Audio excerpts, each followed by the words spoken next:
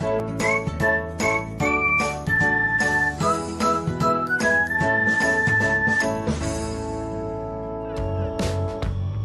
everyone, welcome back to another episode of Technologyglance.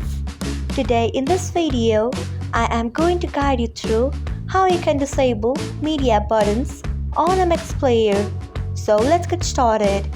Firstly, open MX Player app in your device. Then tap on your profile icon if you haven't. Next, tap on Settings. After that, tap on Player. Then scroll until you find media buttons. Next, you can see the option of media buttons. Untick it by tapping on it. So this is how you can disable media buttons on MX Player. Thanks for watching. If you found this guide helpful, we would love it if you hit the thumbs up button below. We upload great new tech tutorials like this one every day, so do not forget to subscribe to our channel and hit the bell icon so that you will never miss another update.